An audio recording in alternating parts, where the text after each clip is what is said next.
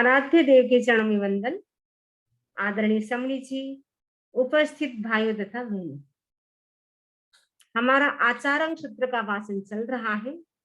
आचारंग सूत्र के वाचन के अंतर्गत आज हम जो 9वां चैप्टर चल रहा है उसमें हम दियो उद्देश्यों यानी दूसरे उद्देश्य की चर्चा करेंगे। इसमें भगवान महावीर स्वामी ने कैसे साधना की इसके बारे में बताया जाएगा। चर्या सणायम से जाओ एगतियाओ जाओ मुइयाओ आइख ताइम सैणा सणाइम जाइम सेवित्था के से महावीरा। जम्बू ने सुधर्मा से पूछा, यानी जम्बू स्वामी ने सुधर्मा स्वामी से पूछा कि भंते, चर्या के प्रसंग में कुछ आसन और कुछ वास स्थान बतलाए गए हैं। यानी भगवान महावीर स्वामी ने जो चर्या की थी वो कहाँ रहते थे, वास का मतलब उनका स्थान रहने का कौन सा था, वो किस प्रकार के वो आसन करते थे, वो क्या बताया है कि बतलाए गए हैं। चर्या के प्रसंग में कुछ आसन और वास स्थान बतलाए गए हैं, किंतु अब उन सब आसनों और वास स्थानों को बताए जिनका महावीर भगवान ने उपयोग किया था। तो जम्बू स्वामी ने सुधर्मा स्वामी से पूछा कि भगवान महावीर स्वामी जब दीक्षा ले ली उसके बाद वो विहारचर्या, उनकी जो दिनचर्या होती थी उस समय वो कौन से आसन करते थे, कौन से स्थान में रहते थे, वो कौन से स्थानों का कौन से आसनों का उपयोग करते थे, उसके बारे में मुझे बताने की कृपा करें। क्योंकि जम्बू स्वामी ने तो भगवान महावीर स्वामी को देखा नहीं था, तो सुधर्मा स्वामी ने डायरेक्ट उनका प्रवचन सुना था, उनके सानिध्य में भी रहे थे, इसलिए उनको पूरा नॉलेज था भगवान महावीर स्वामी के बारे में। तो भगवान महावीर स्वामी के बारे में सुधर्मा स्वामी से जम्बू स्वामी पूछ रहे कि सुधर्मा स्वामी से कहते कि गुरुदेव आप मुझे बताइए कि भगवान ने कौन कौन से आसनों का कौन कौन से स्थानों का उपयोग किया था। अब क्रम से वो सब बता रहे हैं। अब शय्या का प्रकरण, शिष्य ने पूछा भगवान महावीर ने जिन शयन आसनों का सेवन किया उनके विषय में जानना चाहता हूँ। यह पूछने पर आचार्य ने कहा, यानी सुधर्मा स्वामी ने कहा, क्या कहा आप बता रहे हैं सूत्र के माध्यम से। आसे आवे क्षण सभा पवासु पण्यशालासु एकदा वासो अथवा पलियठाणेषु पलाल पुंजेषु एकदा वासो। मैंने भगवान महावीर स्वामी कहाँ कहाँ रहते थे इसमें सारा बताया गया है। भगवान कभी शिल्पशालाओं यानी कुंभकारशाला, जो पोटर का जो शॉप होती है पोटरशाला, कुंभकारशाला में लोहकार शाला आदि में रहते थे। कभी सभाओं, प्याऊओं, पन्यशालाओं, दुकानों में रहते थे, कभी कारखानों में और कभी पलाल मंडपों में रहते थे। यानी भगवान महावीर स्वामी दीक्षा लेने के बाद जब एक गांव से दूसरे गांव में जाते थे उस समय तो कोई उपाश्रय था नहीं, स्थानक था नहीं, भवन था नहीं, तो भगवान महावीर कहाँ कहाँ रहते थे, उनके रुकने का स्थान क्या था। तो बता रहे हैं सुधर्मा स्वामी जम्बू स्वामी को कि कभी भगवान महावीर शिल्पशाला में रहते थे और कभी वो लोहकारशाला में, यानी जो लुहार होता है वो लुहार की शालाएं जो होती थी जो खाली पड़ी होती थी उसमें रहते थे। कभी सभाओं में, सभा यानी गांव की जो संसद होती उसमें, प्याऊओं, जो प्याऊ हो तो जहाँ गांव में हमने देखा है कि जहाँ जहाँ स्थान स्थान पे गर्मी होती थी उस समय एक भाई बैठा होता था, बहन बैठी होती थी, मटके से एक एक गिलास जो भी आते प्यास से उनको पिलाते रहते थे। तो प्याऊस जो खाली होते थे उस स्थानों में रहते थे। कभी पन्यशाला, पन्यशाला का मतलब दुकानों में रहते थे। कभी कारखाना यानी जो फैक्ट्री होती है वहां बड़ा स्थान होता है, खाली होता है, वहां रहते थे। कभी भीत सहित आवास को, घर और भीत रहित को शाला कहा जाता है। शाला का मतलब होता है जब दीवार होती है चारों ओर और कोई घर में नहीं रहता है, खाली होता है, तो वो शाला कही जाती है। वास का मतलब है ऋतुबद्ध काल में रात्रि में रहना तथा वर्षा ऋतु में रहना। बलियठान यानी कर्मांत स्थान यानी कारखाना। पलाल पुंज का मतलब पलाल मंडप, तो वहां वहां भगवान अपनी साधना करने के लिए वहां खड़े रहते थे। वो कभी बैठते नहीं थे, वो खड़े खड़े ही ध्यान करते थे।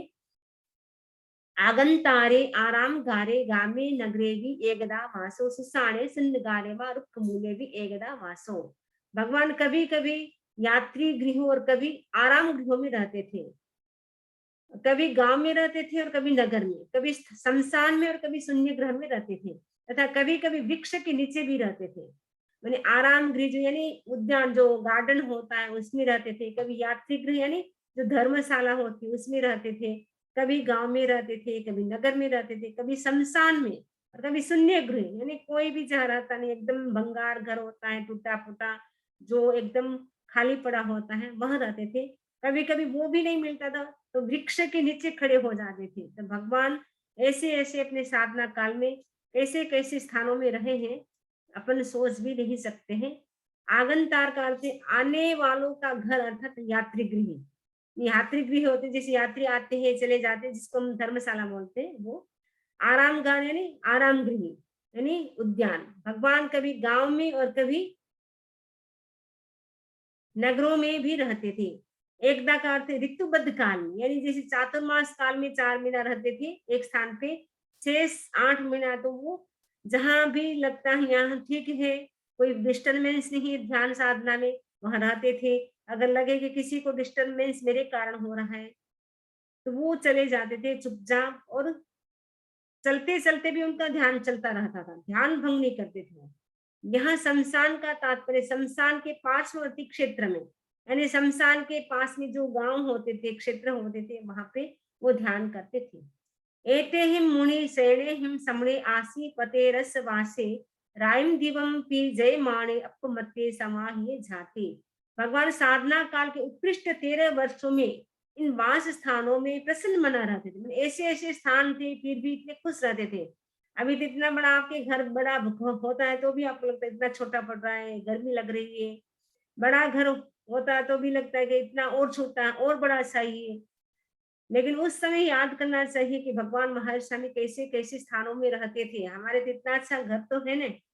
और गर्मी, उस समय तो कितनी गर्मी, भयंकर मच्छर डांस, कितने कितने परिश्रम होते थे, भगवान उन सब में समता से रहते थे। वे रात और दिन स्थिर और एकाग्र तथा अप्रमत्त रहकर समाहित अवस्था में ध्यान करते। ऐसे नहीं कि दिन में जितनी स्थिरता होती थी रात को भी वैसी ही स्थिरता, वैसा ही ध्यान, इतना ही एकाग्रता, कंसंट्रेट होकर के वो अप्रमत्त यानी एकदम आत्मा के प्रति अवेयर होकर के वो रहते थे। निरंतर 24 आवर्स में वो ध्यान में ही रहते थे, बाहर से कोई भी मतलब नहीं था, बस आत्मा का ही ध्यान वो करते थे। भगवान इन निर्दिष्ट स्थानों में तथा अन्य पर्वतीय आवासों, पर्वत पर उत्कीर्ण भवन, गुफा आदि में भी रहते थे। समान अर्थात समान महावीर अथवा समता युक्त मन वाले। पतरेश वास्य का अर्थ है उत्कृष्ट 13 वर्ष। भगवान रात में और दिन में भी यतमान रहते थे, यतमान यानी जागरूक रहते थे, अवेयर रहते थे। जिस प्रकार दिन में उसी प्रकार रात में सदा यतमान अर्थात मन वचन और शरीर को स्थिर और एकाग्र कर अप्रमत्त अर्थात इंद्रियों को शांत कर कसाय शून्य होकर समाहित अवस्था में धर्म ध्यान अथवा शुक्ल ध्यान में तन्मय हो जाते थे। यानी दिन में तो अपन जागरूक रह सकते, रात में तो नींद सताती है, फिर भी भगवान तो रात में जैसे दिन में जागरूक रहते थे वैसे ही रात को भी वो अप्रमत्त हो करके इंद्रियों को शांत हो करके करके कसाय को शांत करके धर्म ध्यान शुक्ल ध्यान में ही वो लीन रहते थे। तो प्रभु है, महावीर है, कभी भी वो प्रमाद नहीं करते थे, एक एक क्षण का वो उपयोग करते थे, क्योंकि उनका तो एक ही लक्ष्य था, मुझे जल्दी से जल्दी जन्म मरण से मुक्त होना है। उनको तो बस क्षण क्षण वही दिखाई दे रहा था, ये सब बंधन है, बंधनों से मुझे मुक्त होना है। जैसे कैदी होता है कि जेल में किसी को डाल दिया तो कैदी को कैसे लगता है कि कब मैं बंधन से मुक्त बनूं, कब मैं जेल से छूटूं। वैसे ही भगवान को भी ये सब जेल लग रहा था। अब मुझे जन्म मरण से मुक्त होना है, इस जेल से छुटकारा पाना है, जन्म मरण से मुक्त होना, बस एक ही उनकी तीव्र इच्छा रहती थी। निदम पीड़ो पगा माए से वही भगवम उठाए जग्गावती अपाण इसिम साई यासी अपड़िन ने। भगवान शरीर मुख सुख के लिए अधिक नींद नहीं लेते थे। निद्रा का अवसर आने पर वे खड़े होकर अपने आप को जागृत कर लेते थे। वे चिर जागरण के बाद शरीर धारण के लिए कभी कभी थोड़ी नींद लेते थे। उनके मन में निद्रा सुख की आकांक्षा नहीं थी। भगवान अधिक नींद नहीं लेते थे। जब कभी नींद का प्रसंग आता तब भी वे अनित्य जागृता से तत्क्षण उठकर अपने आप को जागृत कर लेते थे। कभी पल भर नींद लेते फिर भी निद्रा सुख के प्रति अप्रतिज्ञ रहते थे, उसकी आकांक्षा नहीं करते थे। बहुत बड़ी बात है। भगवान महावीर पूरे साधना काल में कितनी नींद लिए, 12.5 वर्ष का साधना काल था, मात्र 48 मिनट, उससे भी थोड़ी कम नहीं। उसमें भी एक साथ नहीं सोए, वो भी कभी 1 पल, 1 सेकंड सोए, कभी 2 सेकंड सोए, कभी 5 सेकंड सोए। एक बार थोड़ा-सा उनको ज़्यादा नींद आई थी, उस समय उन्होंने 10 सपने देखे थे। तो मात्र 48 मिनट ही पूरे साधना काल में उन्होंने नींद ली। तो हम तो एक दिन भी थोड़ा लेट सोते हैं तो लगता है, बोलते हैं आज सुबह मुझे जल्दी मत उठाना प्लीज़, मैं लेट सोई थी। लेकिन भगवान महावीर कितने जागरूक थे, 12.5 वर्ष मात्र 48 मिनट, वो भी एक साथ नहीं। उनको नींद तो आती थी, ऐसे नहीं, क्योंकि उनका भी तो शरीर था औदारिक हमारे जैसा। लेकिन उनका लक्ष्य था मोक्ष को जल्दी से जल्दी प्राप्त करना। हालाँकि वो तीर्थंकर थे, उनको तो मोक्ष मिलने वाला था। फिर भी इतने जागरूक थे, एक क्षण भी वो प्रमाद नहीं करते थे। एक ही लक्ष्य, मुझे मोक्ष जाना है, अब मुझे इस संसार में नहीं भटकना है। अनंत काल मैंने भटक लिया, जन्म-मरण कर लिया, अब मुझे जल्दी से जल्दी मुक्ति हो कर प्राप्त करना है, मोक्ष प्राप्त करना है। एक क्षण भी वो प्रमाद नहीं करते थे। तो आज के व्यक्ति को ये प्रेरणा लेनी चाहिए। आज के व्यक्ति क्या करते हैं, रात को तो लेट तक सोते रहते हैं, जागते रहते हैं, दूसरे दिन लेट तक सोए रहते हैं। तो कम से कम हम पूरी रात न जाग सके, भगवान महावीर जैसे हमारा शरीर नहीं है, तो हम टाइम पर सो सकते हैं। 10 बजे हम सो जाएँगे, सुबह हम 4 बजे उठ जाएँगे, 4 बजे नहीं तो कम से कम 5 बजे तो हम उठ जाएँगे, क्योंकि ब्रह्म मुहूर्त का जो टाइम होता है, वो साधना काल का विशेष टाइम होता है। उस समय मेलाटोनिन और सेरोटोनिन नाम के जो 2 स्राव होते हैं, वो उस समय ही प्राप्त कर सकते हैं। वो स्राव यदि मिल जाता है, तो पूरा दिन हमारा एकदम हैप्पी, प्रसन्न बीतता है। कभी लोग बोलते हैं सोने उठ के भी लगता है कि एकदम थकान-थकान लग रही है, सिर भारी-भारी लग रहा है।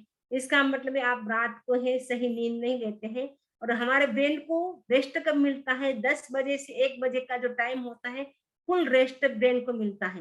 यदि उसके बाद हम सोते हैं तो हमें रेस्ट इतना नहीं मिलता है, इसलिए हमें टाइम पर सोना चाहिए। आजकल तो ये फैशन बन गई है लोगों की, 12 बजे तक तो जगते रहते हैं, रात को सुबह 9 बजे तक सोए रहते हैं, तो हमें उसको चेंज करना चाहिए। कि भगवान महावीर स्वामी तो पूरी रात जागते थे, लेकिन हम ऐसा नहीं कर सकते हैं, तो कम से कम हम टाइम पर सो जाए, टाइम पर उठे, ताकि हम व्यवस्थित अपनी साधना कर सके।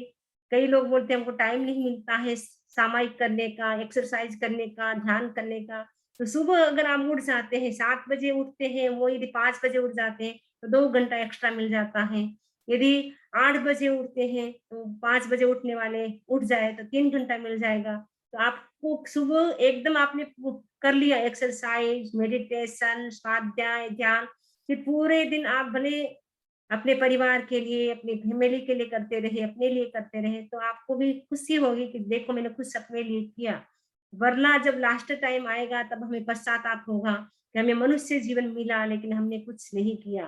तो हमें लास्ट पश्चाताप नहीं होना चाहिए। इस संसार से विदा हो तब भी हमें प्रसन्नता होनी चाहिए कि देखो मेरे को मनुष्य जन्म मिला था, मैंने एक-एक क्षण का उपयोग किया, मैंने प्रमाद नहीं किया, मैंने अपने जीवन में बहुत कुछ किया, जितना करना था उससे ज़्यादा किया। अंतिम समय में प्राय-प्राय यही कहते हैं, अरे मनुष्य जीवन मिला तो आत्म साधना के लिए मिला था, लेकिन मैंने तो सारा समय खाने में, पीने में, नींद में, बिज़नेस में बिता दिया, मैंने अपने लिए कुछ नहीं किया। ऐसा पश्चाताप जब हम इस संसार से विदा हो तब नहीं होना चाहिए। तो हमें भगवान महावीर से प्रेरणा लेना है कि वो कितने जागरूक थे आत्मा के प्रति, तो हमें भी आत्मा के प्रति जागरूक रहना है।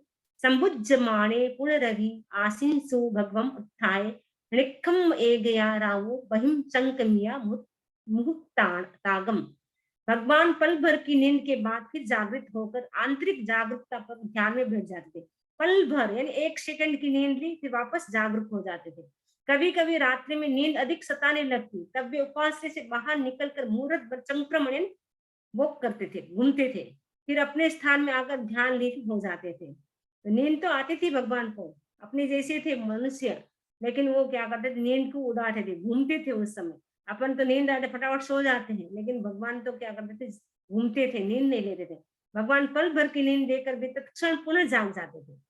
कभी निद्रा पर विजय पाने के लिए रात में अपने स्थान से बाहर आकर मुहूर्त भर संक्रमण करते थे, यानी घूमते थे। शयनेहिं तस्सु वसग्गा भीमा आसी अणे ध्रुवाय संसप्प गाये जे पाण अधवा जे पक्षियों उव चरंती। भगवान को उन आवास स्थानों में अनेक प्रकार के भयंकर उपसर्ग झेलने पड़े।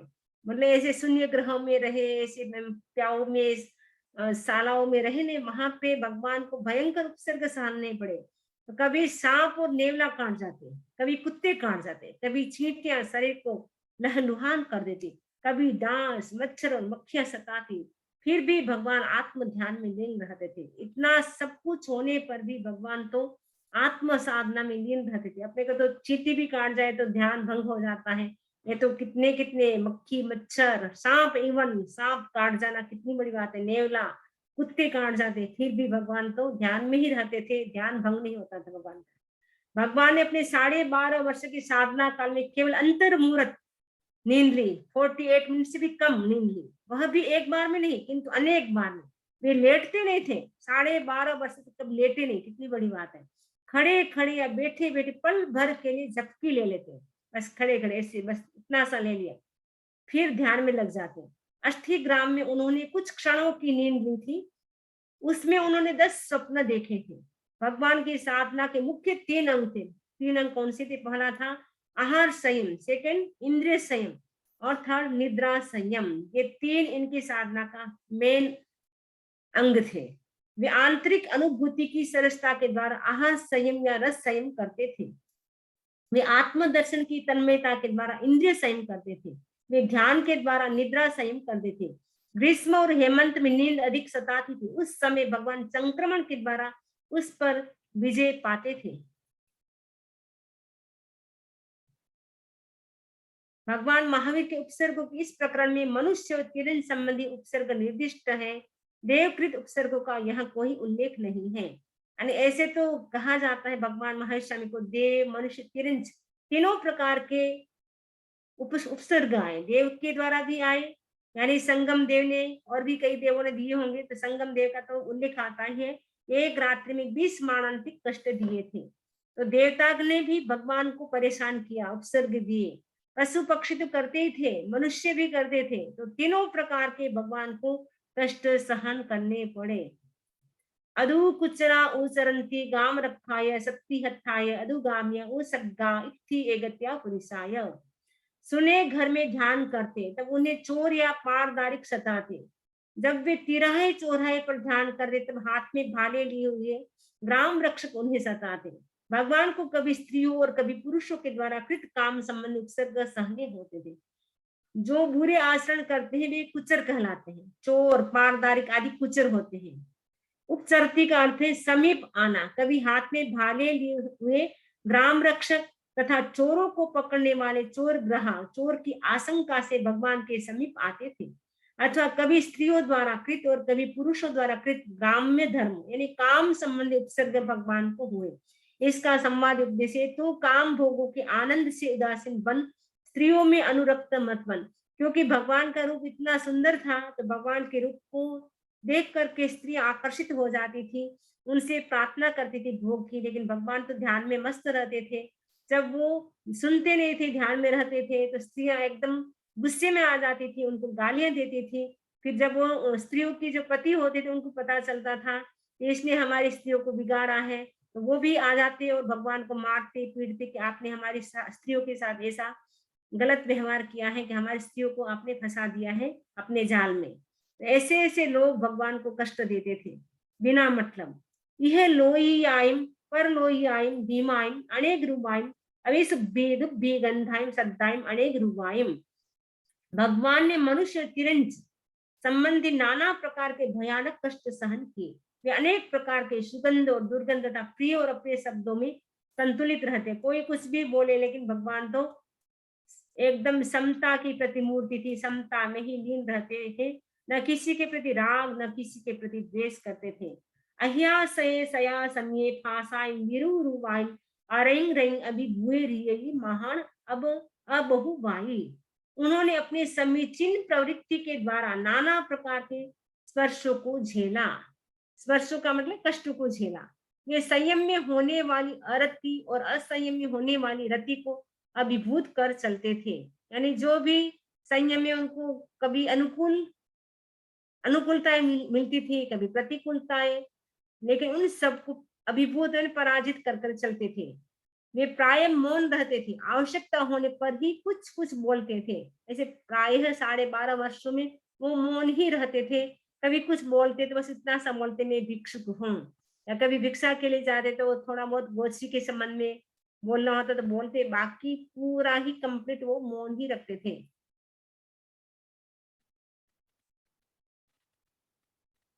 स जणहिं तत्थ पुच्छिसुम एक चरावी एकदा राओ अब्बा ये कसाई था ते मारे समाहिम अपड़ी बनने। भगवान एकांत में ध्यान करते तब कुछ अकेले घूमने वाले लोग कभी कभी रात्रि में पारदारिक लोग आकर पूछते, तुम सुने घर में क्या करते हो? मतलब एकांत में ध्यान करते तो कुछ लोग घूमते घूमते चलते चलते आ जाते और कहते, अरे आप सुने घर में क्या करते हो? भगवान उन्हें उत्तर नहीं देते, तब वे रुष्ट होकर दुर्व्यवहार करते, यानी गलत उनके साथ बिहेवियर करते थे। ऐसा होने पर भी भगवान समाधि में लीन रहते थे। उनके मन में प्रतिकार का कोई संकल्प नहीं होता था कि इन्होंने मेरे साथ गलत बिहेवियर किया है तो मैं भी उनके साथ वापस ऐसा करूं। ऐसा कोई संकल्प नहीं होता था। वो तो बस अपनी समता में ध्यान में ही लीन रहते थे। तुम कौन हो? कहाँ से आए हो? यहाँ क्यों खड़े हो? इस सोने घर में क्या कर रहे हो? इस प्रकार एक अकेले घूमने वाले पारदारिक आदि मनुष्य अनेक प्रश्न पूछते, पूछने पर भी भगवान मौन रहते। उससे रुष्ट होकर भी भगवान को गालियां देते, कटु वचन बोलते। ऐसे अवसर पर सामान्य व्यक्ति क्रोधित हो सकता है, किंतु भगवान समाधि अथवा आत्मा की प्रेक्षा में लगे रहते थे। इसीलिए वे सदा अप्रतिज्ञ थे, अर्थात उनके मन में प्रतिकार करने का संकल्प कभी नहीं जागा। कसाय था ने यह कसाय पद का नाम धातु का रूप है। इतने कष्ट देने पर भी भगवान तो प्रतिकार नहीं करते थे, बस समता में ही लीन रहते थे।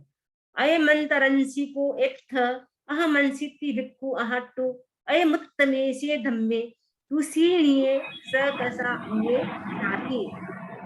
भगवान ने उपवन के अंतर आवास में ध्यान किया। तब प्रतिदिन आने वाले व्यक्तियों ने वहां आकर पूछा, यह भीतर कौन है? भगवान ने कहा, मैं भिक्षु हूँ। हमारी क्रीड़ा भूमि में क्यों खड़े हो? अप्रीतिकर भूमि जान भगवान वहां से चले जाते। यह उनका उत्तम धर्म है। उन व्यक्तियों के उत्तेजित होने पर भी भगवान मौन और ध्यान में लीन रहते थे। अंतर का अर्थ विवर, शून्य प्रदेश अर्थात घर का गुप्त प्रदेश। भीतर कौन है? ऐसा पूछने पर भगवान कहते, मैं भिक्षु हूँ। यह कहकर वे मौन हो जाते। यह सुनकर आगंतुक व्यक्ति शांत हो जाते तो भगवान वहीं रह जाते। यदि वे रुष्ट होते तो भगवान उस स्थान को छोड़कर अन्यत्र यानी दूसरे स्थान पर चले जाते। यह उनका उत्तम धर्म था। उन व्यक्तियों के उत्तेजित होने पर भी भगवान अपने ध्यान को भंग नहीं करते। स्थान का त्याग कर देने पर भी ध्यान का त्याग नहीं होता था। यानी वो स्थान छोड़ देते फिर भी भगवान तो ध्यान में ही चलते थे। तंसिप्पेगे पवेयन्ते शिशिरे मारुये पवायन्ते तंसिप्पेगे अणगारा हिमवाय निवास निवाय में संते। जिस शिशिर ऋतु में यानी विंटर में ठंडी हवा चलने पर कांप उठते थे, उस ऋतु में हिमपात होने पर यानी बर्फ स्नो गिरने पर भी कुछ अनगार भी हवा रहित मकान की खोज करते थे। क्योंकि जब विंटर होता है कभी कभी इतना स्नो गिरता है, मेरे को याद है हम लंदन में थे, मैंने देखा है इतना स्नो गिरता, इतना ठंडा होता। लेकिन वहां तो सब व्यवस्था होती है। अगर ठंडा है तो हीटर होता है, ये जैसे यहाँ गर्मी है तो एसी होती है। लेकिन भगवान महावीर तो विंटर में इतनी ठंडी हवाएं चलती, उस समय भी वो वृक्ष के नीचे शून्य घरों में रहते थे। कपड़े पहनते वो भी सोचते थे कि हमें हमें भी कोई स्थान मिल जाए अच्छा, जहाँ ठंड न लगे, वैसे स्थान में रहने की वो खोज करते थे। लेकिन भगवान तो कोई खोज नहीं करते थे, जो जहाँ जैसा स्थान मिला वहीं रह करके वो अपनी साधना में लीन रहते थे। यद्यपि अंगार पर गृहित त्यागी भिक्षुओं का वाचक है, फिर भी यह शब्द विशेष रूप से जैन मुनियों के प्रसंग में प्रयुक्त होता है। संभव है कि यह शब्द भगवान पार्श्वनाथ के शिष्यों के उद्देश्य से प्रयुक्त हुआ हो, अथवा यह शब्द अन्य तीर्थिक भिक्षुओं के लिए भी प्रयुक्त हुआ हो। निर्ग्रंथ सर्दी और गर्मी को सहन करता है। यह वह संयम में अरति और असंयम में रति को सहन करता है। उनसे विचलित नहीं होता, वो कष्ट का वेदन नहीं करता। संघाड़ियो पविस्सामु एहाय समाद दहमाणा विषयावा सत्कामो अति दुखम हिमग संभासा। वे वस्त्रों में लिपट जाने का संकल्प करते थे। कुछ सन्यासी ईंधन जला किवाड़ों को बंद कर उस सर्दी को सह सकेंगे, इस संकल्प से ऐसा करते थे, क्योंकि हिम के स्पर्श को सहन करना बहुत ही कष्टदायी है। मैंने उस समय जो कुछ सन्यासी होते थे वो भी क्या करते थे, लकड़ी जला करके इसमें तापते थे। कुछ सन्यासी दरवाजे को बंद कर देते थे। तो ऐसा हिम का मतलब ऐसा स्नो गिरता, उस स्नो को भी वो क्या करते थे, सहन करते थे भगवान महावीर स्वामी। लेकिन दूसरे जो सन्यासी होते थे उनके लिए कठिन होता था सहन करना। जो भिक्षु होते हैं, साधु होते, जैन मॉन्क होते हैं, वो सर्दी गर्मी के कष्ट को सहन करते हैं। कंसी भगवम अपड़िंदे अहे वियड़े अहिया सैदगी लिखम एकदा राव चाहिए भगवम समियाए। उस शिशु ऋतु में भी भगवान अप्रतिज्ञ थे, यानी विंटर में भी अप्रतिज्ञ थे, संकल्प रहित थे। वे संभाव में एकाग्र होकर खुले मंडप में सर्दी को सहन करते थे। वो भी खड़े खड़े और खुले, एकदम कुछ भी ना दरवाजा है ना दीवार है, बस ऐसे खुले स्थान में विंटर में रहना कितनी बड़ी बात है। रात को सर्दी प्रगाढ़ हो जाती, क्योंकि जैसे जैसे रात बीतती वैसे वैसे ठंड बढ़ती जाती है। तब भगवान उस मंडप से बाहर चले जाते, वहां से फिर मंडप में आ जाते और फिर बाहर चले जाते। इस प्रकार भगवान सम्यक यानी अच्छी प्रकार से उसे सहन करने में समर्थ होते थे। इतनी ठंडी होने पर भी वो बाहर चले जाते, फिर अंदर आ जाते, लेकिन वो ठंड में भी वो मकान के अंदर बंद दरवाजे में वो नहीं रहते थे। उस शिशिर ऋतु में भी भगवान अप्रतिज्ञ थे, यानी विंटर में भी अप्रतिज्ञ थे। हवा रहित बस्ती का संकल्प नहीं किया कि मुझे हवा रहित ऐसा स्थान मिले जहां मुझे ठंड ना लगे, ऐसा संकल्प नहीं किया। किंतु वे राग द्वेष से रहित मध्यस्थ होकर खुले मंडप में सर्दी को सहन करते थे। सर्दी यदि अत्यधिक हो जाती, भगवान निम्न निर्दिष्ट विधि से सर्दी को सहन करते थे। कभी कभी रात्रि में उस मंडप से निकलकर मुहूर्त भर के लिए बाहर खड़े रह जाते, फिर मंडप में आ जाते। सर्दी में तो रूम से बाहर निकलना भी कितना कठिन होता है। ऐसी स्थिति में भगवान तो मंडप से बाहर निकल जाते और वहां पर खड़े खड़े ध्यान करते। इस प्रकार भगवान ने सर्दी का कष्ट सम्यक रूप से सहन किया। सर्दी और गर्मी को सहन करने वाला निर्बंध कष्ट का वेदन नहीं करता। एस विहि अणुकंतो महानेण मई मया अपरिणन वीरेण कास्वेण महेशिना त्रिवेणी। मतिमान महान काश्यप गोत्री महर्षि भगवान महावीर ने संकल्प मुक्त होकर पूर्व प्रतिपादित विधि का आचरण किया। मैं ऐसा कहता हूँ, ने भगवान महावीर ने कोई ऐसा संकल्प नहीं किया कि मुझे ऐसा स्थान मिले वैसा स्थान मिले। जो भी जैसा स्थान मिला, सर्दी के गर्मी के भयंकर कष्ट सहन किए। इवन देव मनुष्य तिरन संबंधी जो भी कष्ट आए उन सबको समता से सहन किए, लेकिन कभी भी मन में किसी के प्रति राग नहीं किया, किसी के प्रति द्वेष नहीं किया। समता में ही भगवान तो लीन रहते थे, क्योंकि उनको एक ही दिखाई दे रहा था, यह संसार है वो बंधन है, मुझे जल्दी से जल्दी जन्म मरण से मुक्त होना है। वो मेरा जो लक्ष्य है, मेरा जो गोल है, उस गोल को मुझे अचीव करना है, प्राप्त करना है। एक ही लक्ष्य से वो साधना करते थे। तो भगवान महावीर का ये दूसरा जो चैप्टर है वो भी भगवान महावीर के जो चर्या के संबंध में था वो पूरा हो गया है। अब तीसरा चैप्टर भी भगवान महावीर से, क्योंकि पूरा चैप्टर ही है भगवान महावीर का ही है, साधना का ही। तो उन्होंने किस किस प्रकार की साधना की, आगे भी भगवान महावीर की साधना का क्रम भी आएगा, और उपसर्ग भगवान महावीर के जीवन में कैसे कैसे उपसर्ग आए, उपसर्ग की चर्चा हम सुनेंगे आगे। तीसरे उद्देश्य में उपसर्ग यदि सुनेंगे उनके, भगवान महावीर के अपन कांप जाएंगे कि ऐसे ऐसे उपसर्ग एक मनुष्य हो के सहन कर सकता है। तो वो कैसे भगवान में कितनी सहन शक्ति थी, कितने गजब के इतने कष्टों को सहन किया, वो कैसे सहन किया, कितने कितने उपसर्ग आए, किस किसने भगवान महावीर के साधना काल में उपसर्ग दिए, आगे की चर्चा हम आगे सुनेंगे। इसी आशा के साथ ओम अरहम ओम अरहम। बस अब 2 दिन का ही है, कल और परसों। कल क्या है, अच्छा फ्राइडे है, फिर सैटरडे नहीं होगा, नेक्स्ट मंडे को कंप्लीट हो जाएगा अपना ये आगम।